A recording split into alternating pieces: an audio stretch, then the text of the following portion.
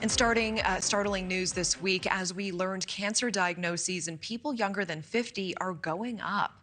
According to one new study, researchers thought it was just colorectal cancer rates that were going up, but now they say it is almost all cancers in young people. Joining us now is Dr. Renee Matthews. She's a physician and author. Dr. Renee, thank you so much for joining us. Thank you for having me, Natasha. How concerned are you about this report? Should people under 50 be more concerned than they are?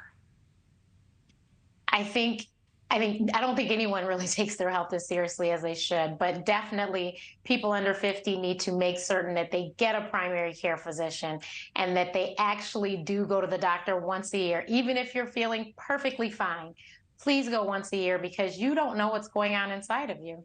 Did the study itself indicate why it would be that more young people than ever before are experiencing all types of cancer, not just colorectal? They're not sure why.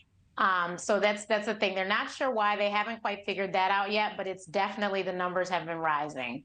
And we think it could possibly be because younger people are getting tested much more frequently than they were before for cancers. Because I think doctors are noticing a lot of people in younger age ranges are dying and, trying to figure out why they've died. So I think maybe more testing is why, but they're not absolutely sure yet. And we know the study also suggesting that women in particular are at risk. Why is that? What are you tracking there? So I think with women, it might actually have to do with the hormonal changes.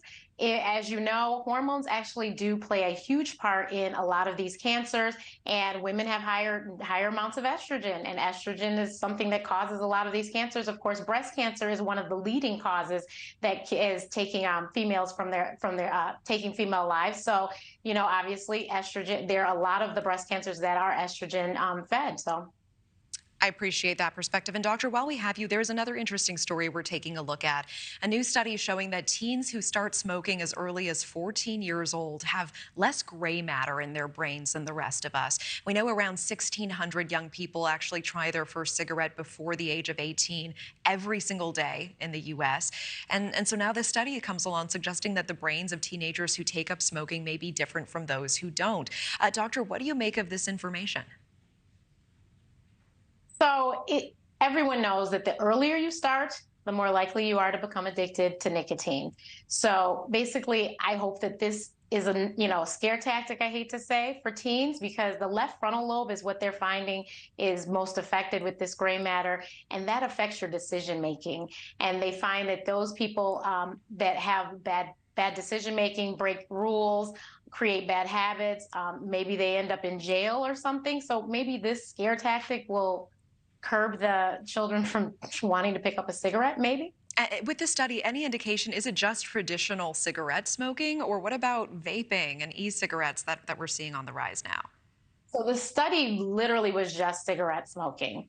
And so it didn't talk about vaping. I think that vaping, because it is so new technically, that is probably why it wasn't included in the study. But I think in the coming years, we will learn more about the damage that vaping could be causing to our bodies. Yeah, would you be surprised if e-cigarettes and vaping had similar deleterious effects on the brain?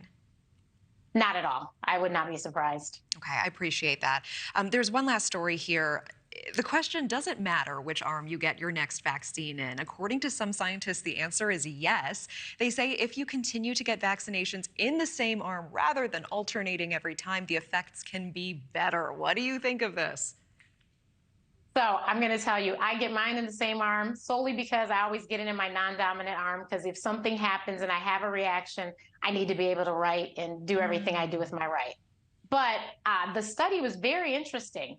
They didn't do a huge amount of people, but 67% of the people that received it in the same arm, they had those killer T cells that we want to have. They had 67% more of them, and 43% adverse to the 43% of the killer T cells in people who switched arms. So This was a COVID tested vaccine that they were talking about, but they are doing research and it might be, other vaccines. And they're really trying to figure out, why do some people have reactions to vaccines and others don't? And so this might be an answer to that. So I would say stick to the same arm. Thank you for watching. Go to newsnationnow.com to find News Nation on your television provider. And don't forget to click the red subscribe button below to get more of News Nation's fact-driven, unbiased coverage.